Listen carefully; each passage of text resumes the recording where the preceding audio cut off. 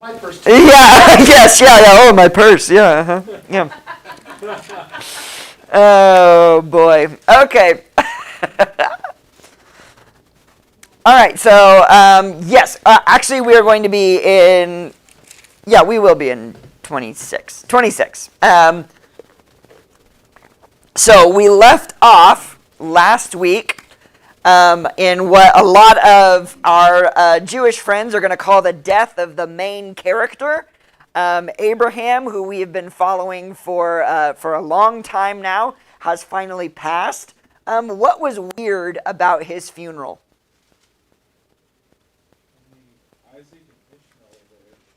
Okay, so first off, it's weird that Ishmael is there. So that's kind of cool because clearly Isaac and Ishmael have somehow mended that relationship. They are both there to bury their father. Why did you say only Isaac and Ishmael? Yes, yes. So Abraham gets remarried after Sarah's death.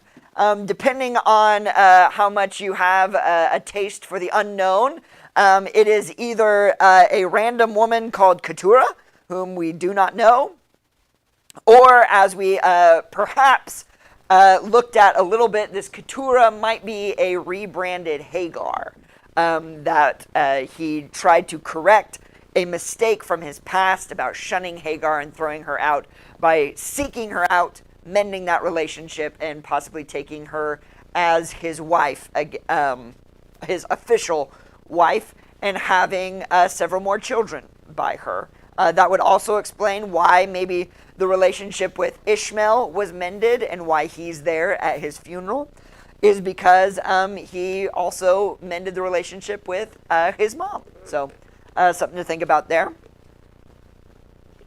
We also learned that Abraham did this very shrewd thing by giving gifts to his other children that he had by this woman, Keturah, and he gave them the stuff and said, go east. That's exactly right. Go east, separate, and they will become tribes themselves, and we will actually see some of their descendants here a little bit later, especially the one, the Midian, who will birth the tribe of Midianites, which we will find out throughout the story. And we will run into, especially in the book of Exodus, we're going to run into the Midianites a little bit. Anyway, so we are going to continue on with our second patriarch. Our second patriarch is Isaac. And what's the deal with Isaac so far?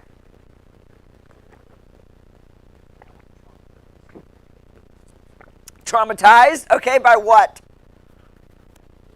Okay, yes, yeah. So we are going to operate under the assumption in this class and for the rest of, especially this class, that Isaac is a man traumatized. He is still dealing with the burden that came with his binding and almost sacrifice and death. We learned that Isaac does not follow his father down the mountain. And that there is some separation between Abraham and Isaac. It even seems to be that Abraham was seeking out a wife for him solely on faith, because it does not appear that Isaac was in the household at the time that he goes and searches for Rebekah. Speaking of our gal Rebekah, what's cool about her? Why is she the gal for Isaac? She is a go-getter. That's right. She gets things done. All right. So we've got a very active gal. What else is? What makes her absolutely the one? Radical hospitality is what we were looking for. Remember, our friend the servant goes looking for a wife for Isaac. And he makes a deal with God. He says, the gal that comes and says she's going to water my camels, that's how I'll know that she's the gal for Isaac. And we learn that this is not just some, let me run and get you a Sonic drink or anything like that. It is hours and hours of grueling labor. A camel can drink up to 20 to 30 gallons of water if it's thirsty. And so she had to go back and forth down this well to get about 200 to 300 gallons of water for these camels. So that is, oh man, we're going to struggle. me. Okay. In any case, we learned that that was a pretty big feat of feminine effort. And so we have this radical hospitality that lets us know Rebecca's the gal for this family. And as was mentioned, she's a go-getter. When asked, Rebecca, do you want to go with these guys? She says, sure. And in the Hebrew, that sure is the same sure that Abraham uses when God asks him, will you go? And Abraham says, sure. So we have this very, very interesting dichotomy where we actually see the reflection of Abraham in the wife this time rather than the son. So that does not mean, though, that we are dealing with a wimp. I don't want to give that impression. Isaac is included in the three patriarchs because he is a guy that has a very, very hard task ahead of him. Not only does he have to live in the shadow of a fairly monster of faith, if you will, but he is charged with keeping the trail alive that his father started. A lot of people are even going to say it's easier to start the trail than it is to keep it. And for a lot of us, we are going to identify with this struggle, that it is sometimes a lot more difficult than we lead on to pass down faith to the next generation. And that is what we are going to see. That's the question that we have for Isaac and for his faith.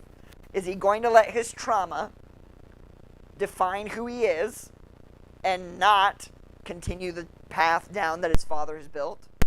Or is he going to be faithful, even in spite of his brokenness?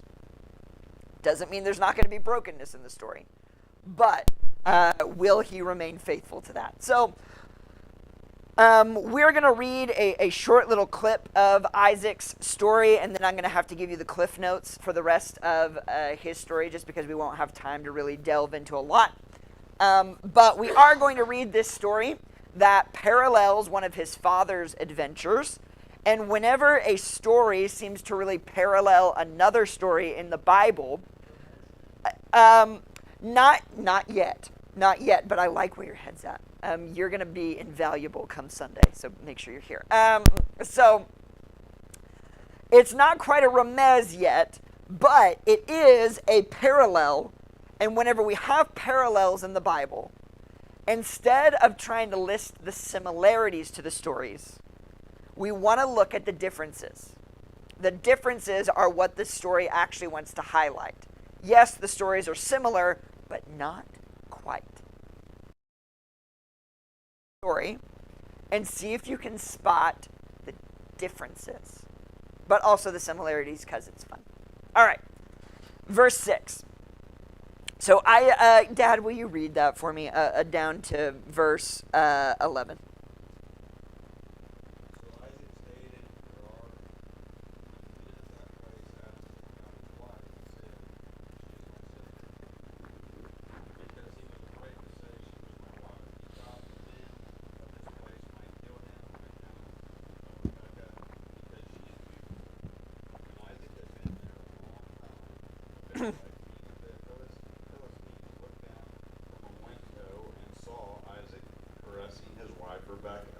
So Abimelech summoned Isaac and said, "She is really your wife. Why did you say she's your sister?" Isaac answered him, "Because I thought I might lose my life on account of her." Then Abimelech said, "What is this you have done to us? One of the men might well have slept with your wife, and you would have brought guilt upon us." So Abimelech gave orders to all the people, "Anyone who molests this man or his wife shall surely be put to death." Okay, so sound familiar to anyone? All right, so very familiar story. Anyone have a different word than caress? Fondle. Okay, so even worse, even more rated R. Laughing.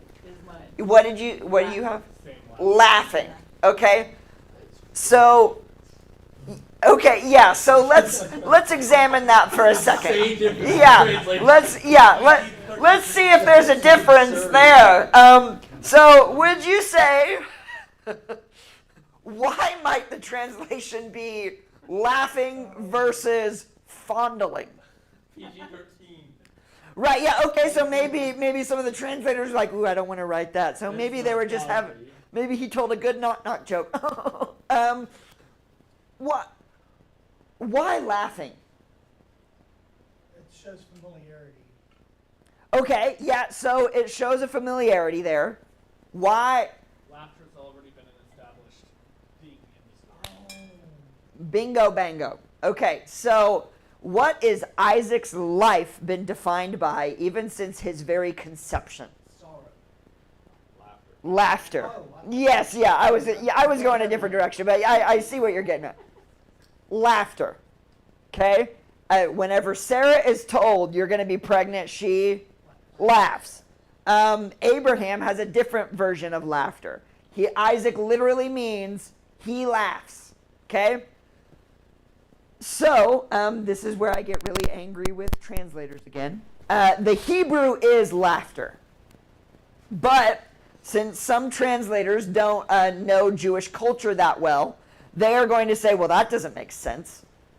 So they must be doing something a little bit more rated R than telling knock-knock jokes. And so that's where you get fondling and caressing, and even one of them is making sport of her. That's probably my favorite. Because I don't think I'm going to make sport with my wife. So in any case, a little bit of TMI there. Early Bird didn't like that either. Why? So what does it mean then that the word is actually laughter?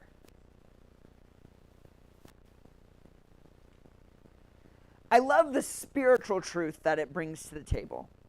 Because maybe the physical truth is that they were caught doing something a little bit more rated R. But the spiritual truth is that you cannot hide who you are. Isaac is he who laughs. And it is revealed in his life. He is with the person he loves most, revealing who he is. He is the one who laughs, and they laugh together.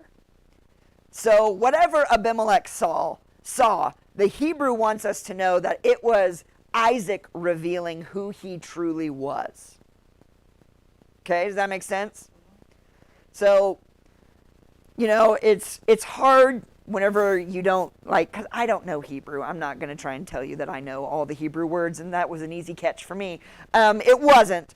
And so it is difficult, but you always want to try and get at least a couple translations in a story sometimes, just because, sometimes it's easy to catch, where it's like, whoa, laughing and caressing are two different things in my book. So what's really going on there? A good way to try and find that and know whenever you might need to go to the original Hebrew to figure out what's really going on.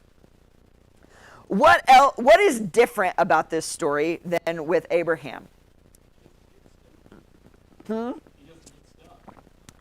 so first off, he doesn't leave with anything. Okay, yeah, so he doesn't get the materials that Abraham gets in both times.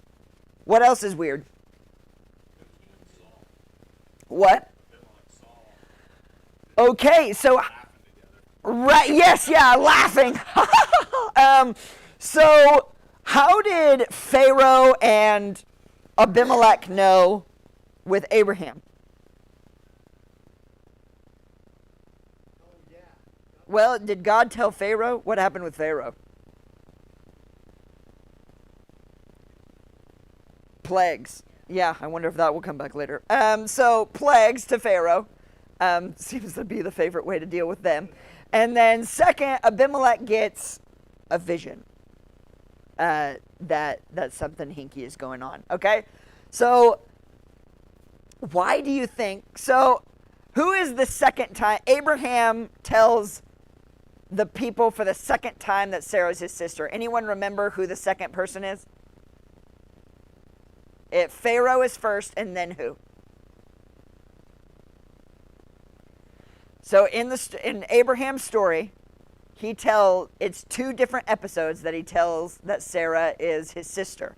First is Pharaoh, the second is who? Abimelech. No, Abimelech is here. He's also there. Okay, so is this the same Abimelech?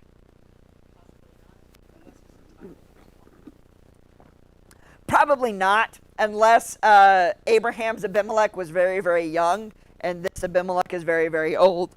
That may be true. More than likely, Abimelech just means the king. And so this is Abimelech Jr., if you will. And so that brings up an interesting question. Is Abimelech just a pervert, or does he know something? Maybe both. Okay. I think Daddy told stories about, you will never believe this one time these people called the Hebrews showed up, and they like to say their wives are their sisters. So be on the lookout. And lo and behold, Abimelech Jr., you're the Hebrews, you say. Maybe we should keep an eye on them. Just a fun little fact about that. I think that Abimelech II was keeping an eye on him, because I remember my dad saying something about these people. So just kind of a fun thing whenever you get to study the Bible as a whole, is you can kind of make these connections together. Anything else that's weird and different?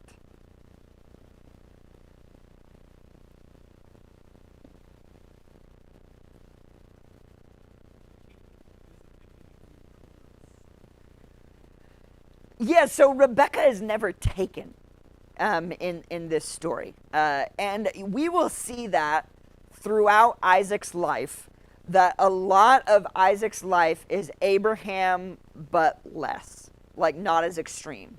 So in Abraham's version, Sarah is taken, there are plagues, he leaves with all this stuff. Isaac's is a little bit of a lesser version. Rebecca is never taken, but they are seen. And Isaac doesn't leave with stuff. All right? But we do see that Isaac does have the same fears as his father. And if Abimelech is the same family line as the other Abimelech, then Isaac might have thought the same thing as his father, that these are godless, not God-fearing people who are going to kill me as soon as they see my hot wife. And he has that same insecurity that makes him not trust the story. However, it is lessened, and actually we are going to see that Isaac may be a little bit even more of a carrier of God's will than even Abraham. And I know we're going to ask how that might be, so we're going to talk about it. Whenever I say the passive patriarch, I once again don't mean he's a wimp. I just mean that he is not the warrior king that his father was. You know, Abraham fought. Isaac is defined by how he never fights. He does not use violence. It's very possible because he was so scarred by violence that he abhors it. And so he never uses violence even when he could. For instance, in verse 12, we move on. It says, "And Isaac sowed in that land and reaped in the same year 100-fold. The Lord blessed him, and the man became rich, gained more and more until he became very wealthy. And he had possessions of flocks and herds and many servants, so that the Philistines envied him. Now the Philistines had stopped and filled with earth all the wells that his father's servants had dug in the days of Abraham his father. And Abimelech said to Isaac, 'Go away from us, for you are much mightier than we.'" Why do you think the Philistines would fill the wells of Abraham?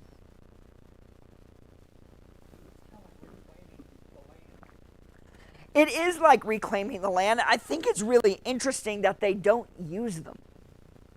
Instead, they destroy them. Why do you think that might be? What do wells usually represent? Life. I think the Philistines are trying to erase Abraham from the land. They know that there might be some weakness in this whole covenant thing that they've heard about. So they're going to start filling the wells in order to reclaim the land. I think you're exactly right. But it's even more than that. It's trying to erase Abraham from the land by filling in the life that he instilled in it. However, they do say to Isaac, "You're too strong for us. Why don't you get out of here? You're making us nervous." What does Isaac do? Okay. Weird. For in this time period, this would be seen as weakness. Like, no, if I'm too mighty for you, you move around me. You go. I stay. He instead, okay. What's interesting about Isaac is that we usually kind of gloss over these words because we don't really sure what they mean. Whenever it says he had a harvest 100-fold, that's actually mathematically impossible to have in a farm. You can have a double harvest if you're blessed, and if you are absolutely crazy blessed, you might have a 10-fold harvest. To have a 100-fold harvest is impossible. So what's happening here? It's a miracle. It's a miracle. It is God's stamp on Isaac that says, "I'm with you." Even though the story didn't start so great, and even though you did exactly what your father did that I wasn't a huge fan of, I'm still with you. And we're actually going to see this be a pattern for God. God likes to reassure the patriarchs that I'm with you. Even if you just did something that I'm not a huge fan of, I'm still with you. In fact, I think that's why God chooses this moment to say, "I'm with you, even though you just messed up. I'm still with you." So Isaac gets this crazy 100-fold harvest. We are told that he is now rich. He is a rich man. Philistines take notice. However, Isaac starts to redig the wells that his father dug, trying to reclaim the life that Abraham put into the ground. And the Philistines aren't huge fans of that. And so they come and they start to quarrel over the wells. And as any great patriarch would, Isaac draws his sword and says, "I will meet you on the battlefield and going to kill you." Nope, that's not Isaac's choice. In fact, every time the Philistines say, "Nope, that's our well," he says, "Okay." And he moves. And this happens 3 times. Every time he digs a well, the Philistines come and say, "Nope, that's ours." He says, "Okay." "Nope, that's ours." "Okay." He finally gets a well that the Philistines don't try to reclaim. And he says, "Finally, there's enough room for me." What is fascinating about this is that in any other time in culture, Isaac would be seen as a wimp to everyone around him. It's like, "Man, this guy is a pushover. This is amazing. We'll just keep telling him, 'Nope, this is our well. Yep, you keep digging them, we'll keep taking them.'" Instead, in verse 28 of chapter 26, they come to Isaac and they say, "We see plainly that the Lord has been with you. So we said, let there be a sworn pact between us, between you and us, and let us make a covenant with you, that you will do us no harm, just as we have not touched you and have done to you nothing but good, and have sent you away in peace. You are now the blessed of the Lord." Okay, first of all, that's a lie. They have not done nothing but good to Isaac, so they're lying. And Isaac still says, "Okay." What is cool about this story is that through Isaac's passiveness, his unwillingness to fight, they actually see that he is blessed. They come to him and say, "Everywhere you go, we push you around every which way and you still get the better of us in prosperity. How cool would it be, and what a legacy to have, that those outside the faith may look at you and say, truly you are blessed by the Lord by the way you act. And it's not by the way you fight. It's not by the way you claim whatever you want, whenever you want. It's whenever you know that God's going to take care of you anyway, even if you don't fight for what is yours. Isaac's legacy in these moments are pretty cool. It would be crazy for someone to come and say, wow, truly Del City Church of Christ is blessed by the Lord because of the way they act. Interesting legacy to take. This is called the Treaty of Beersheba. Isaac didn't conquer Abimelech with a sword. He conquered him with prosperity and peace. Abimelech saw the God presence in Isaac and was terrified. This is the fulfillment of the Hebraic mission to make the invisible God undeniable to the nations, not by their might, but by their peace. Yeah. His actions is to look at him and the things that he goes through and how it happens. Isaac's behaviors are so much more Christ-like. And the turn the other cheek thing, fine, you don't go there until he finds a place where he's fine and he accepts that, accepts what is, Yes. and doesn't worry about what isn't. Yes. Yeah. That's really a nice parallel. to Christ. Absolutely. I think you're exactly right there. I mean, you know, we can call him, you know, passive in the sense that he doesn't really fight for what he wants. But he still knows what's important. And I think that's a really cool thing about Isaac. So even though we see a man who is traumatized, who is broken by some of the things that have happened to him in his life, we still find that God works through the brokenness, that God can use this man still to be an example. Faithfulness to the past is the only way to secure the future.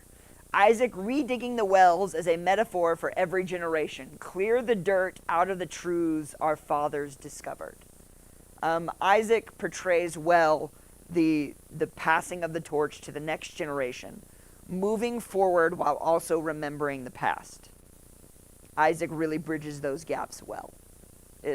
I remember my father Abraham's legacy, but I also want to move forward and build on it. Instead of being this warrior king, I'm going to be this passive peacemaker. Pretty cool. But that's where Isaac's coolness kind of ends. So he had a good run. But as with almost probably I would say every main character in Genesis, the problem comes with fatherhood. We see that even our best characters make lousy fathers. And that is no different with our boy Isaac. So we are going to start our journey with my main man, Jacob, and his brother Esau. He's not as cool. But Jacob is, I think I've said this before, Jacob is probably my personal favorite person in the Bible. I think he is incredibly relatable. And it's cool because we are with him for a long time. We don't leave Jacob's story until the end of Genesis. So get to know him well because he's our dude till the end. Which is fun because we can see he's one of those people that we actually really can track his growth as a person. I'm not saying that that none of the other characters grow, but it usually seems like we bounce around years. You know, we have time skips to where it's like, I wish I would have known what would have happened to like Noah in those last 300 years of his life. Like, did he grow? Did he learn? Adam, you know, it's like his story is defined by that one moment. We don't even really get to see what happened the rest of his 900 years of life. Jacob, we get the story from literally conception to end. And it's fun to try and track his progress, his relapses, and also his character development as we go. So we are actually going to skip back to chapter 25. Jacob and Esau's story kind of falls plop right in the middle of Isaac's story.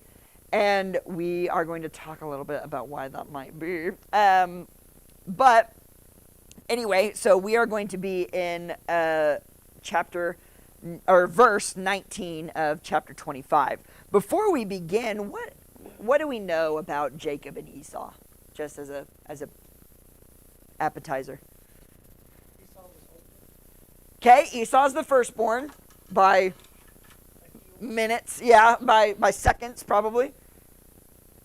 What else? Okay. Yes, yeah. So Esau was a man's man. Jacob was a sissy. Got it? Okay. What else? Yeah, nothing wrong with mama's boys. Yeah.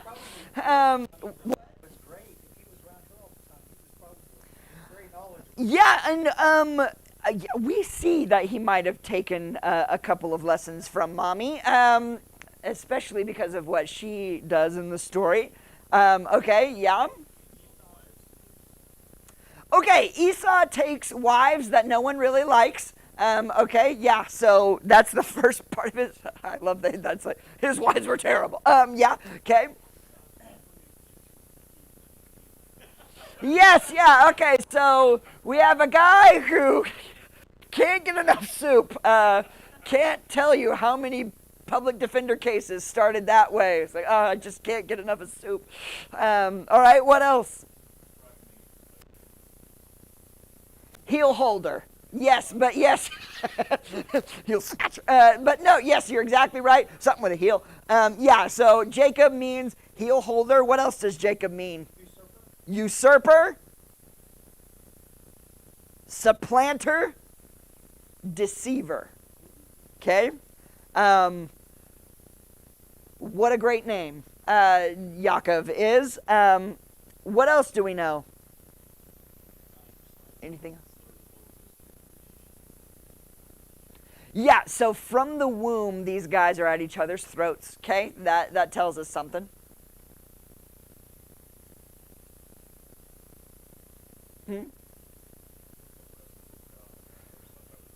Okay, yeah, so that's a story later down the road. Okay, so, yeah, Jacob puts God in a headlock. That's pretty cool. What? Yeah, God cheats, and he's scarred for life. Yeah. Seems like a raw deal. So we kind of covered the dynamic here. Jacob and Esau are going to be this archetype of brotherly rivalry, but they are also going to be kind of the archetypes of something that we've actually already seen. And we're going to see that an old, ugly friend is going to rear his head here in the story. One that we haven't got to talk about a whole lot recently, but he's still lurking, and that's going to be interesting. So verse 19, these are the generations of Isaac, Abraham's son. Abraham fathered Isaac, and Isaac was 40 years old when he took Rebekah, the daughter of Bethuel, the Aram of Padan-aram, the sister of Laban, the Aramean, to be his wife, or Aramean, not Armenian. Isaac prayed to the Lord for his wife because she was barren. Who does that sound like? Sarah, okay. So once again, kind of like Abraham, but a little bit less. And the Lord God granted his prayer, and Rebekah, his wife, conceived. The children struggled together within her, and she said, if it is thus, why is this happening to me? So she went to inquire of the Lord, and the Lord said to her, 2 nations are in your womb, and the 2 peoples from within you shall be divided. The one shall be stronger than the other, the older shall serve the younger. When her days to give birth were completed, behold, there were twins in her womb, and the first came out red. All his body was like a hairy cloak, so they called his name Esau. Afterward, his brother came out with his hands holding Esau's heel, so his name was called Jacob. Isaac was 60 years old when she bore them. When the boys grew up, Esau was a skillful hunter, a man of the field, while Jacob was a quiet man dwelling in tents. Isaac loved Esau because he ate of his game, but Rebekah loved Jacob. All right, what's weird about that story? Now that you've read it and refreshed your memory, what? And like a little Sasquatch baby. Yeah, so we got Gorilla Baby going on. So Hairy Baby. What else?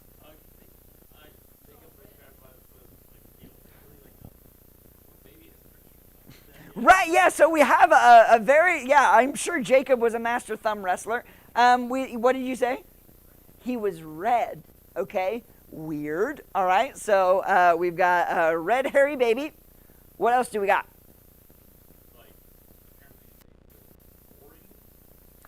So Rebecca knows something's going on. One of my favorite things to think about is that I have looked just a little bit, just a cursory glance, so I can't say this for certain, but I think we're dealing with the first twins of the Bible. So if no one's ever heard of twins before, Rebecca could be really freaked out. Be like, whoa. I think that might be why she has some questions. Dang, are there two in here? Yeah. On my translation, it says if it is thus why it's happening. It has like a different suggested translation. Why you Yes, yeah. So I think it was a hard pregnancy. Yeah, I think, and that's just kind of practically speaking. A lot of twin births are hard, but I think this one was exceptionally so because they were like, the literal term is this word. I'm not even going to try. I guess I am going to try, but it means smashing or crushing. This isn't just rock, paper, scissors. They are literally, the imagery is that they are literally fighting each other in the womb. Okay? So, unfortunate already. Unfortunate family dynamic. But don't worry, the parents pull together and parent them just as equally as they can, right? No. To add insult to injury, Papa loves Esau and Mommy loves Jacob. Okay? Why might Rebecca like Jacob? Maybe. I think the prophecy, probably, the younger will serve the older. Here's a question for you. Yeah, well, you know what I mean. Yeah, here's a question for you. Rebecca gets this prophecy. Does she tell Isaac? Women, I'm asking you, what possible reason could you have to keep that a secret? Okay, so marriage is a chess match, and I've got king me in my pocket. Okay, yeah. So if Brittany ever treats her a little bit differently, it's because she knew. Okay. So your guess is as good as mine. We don't really know. We don't know for certain that Rebecca kept this a secret, but by Isaac's actions, it certainly seems like he was not in the know. So it does seem like Rebecca might have kept this particular conversation with God to herself. But maybe not all to herself. Who might she have told? I think so. Isn't it just like a mother? And we're going to see in the next story why that might be, because Jacob really comes out of the gate swinging in these stories, and I just don't have another explanation for it other than he knew he had a trump card in the back of his pocket. But what is interesting here is how they are described. So first of all, the first interesting thing is that Rebecca is given this prophecy, doesn't seem to tell anybody. The second thing is who names Esau?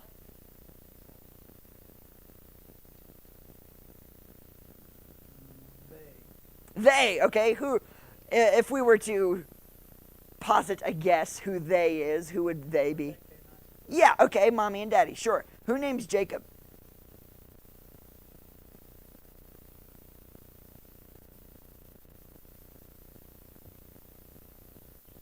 It doesn't actually say. In fact, it's a translator thing, again, because the Hebrew is confusing here.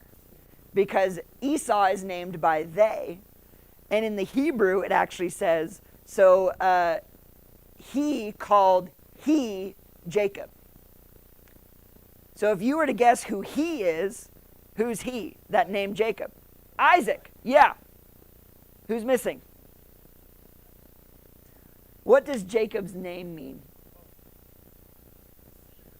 Deceiver, usurper. Who likes Jacob? I don't think mommy was on board with naming Jacob usurper and liar.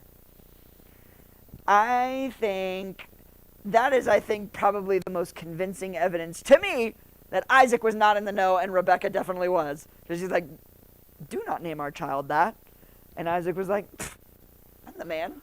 Yeah, it's like he's literally grabbing his heel. What's a better name than that? So just an interesting, fun little thing about the Hebrew is that mommy might not have been on board with the name Jacob. So as we kind of talked about, Esau is described as a man who was a skillful hunter, a man of the field. And Jacob was a quiet man dwelling in tents. All right, does anything pop out at you about those descriptions? Just way opposites. So, yes, yeah, so way opposites, okay?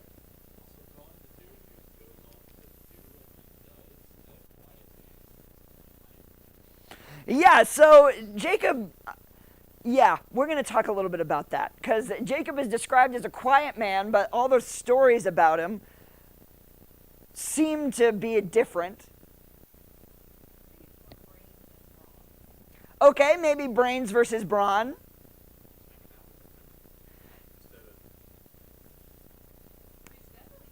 Yeah, sure, yes, yeah. Clearly he knows how to cook, we're going to see, which apparently Esau lacks the skill to do.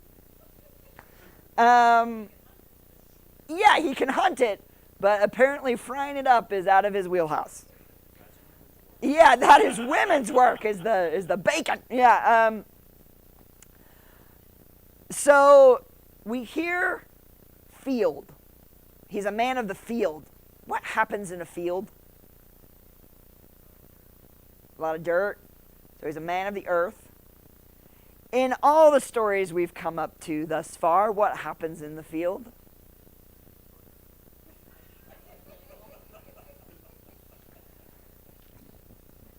Well, so you say murder. Who are you referring to?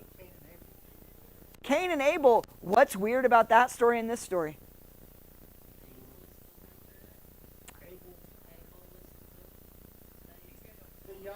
They don't kill each other, but the younger was preferred. They are a man of the earth and a man of, what is it? Lies? Roaming. Abraham. Abel was a shepherd, a roamer, didn't see land as something to possess.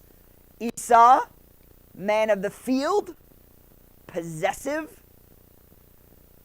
Might have skipped a few generations, but we've got Cain and Abel, except a little less murdery. But we're going to see that Esau tries. It's not completely without violence. So what was Cain's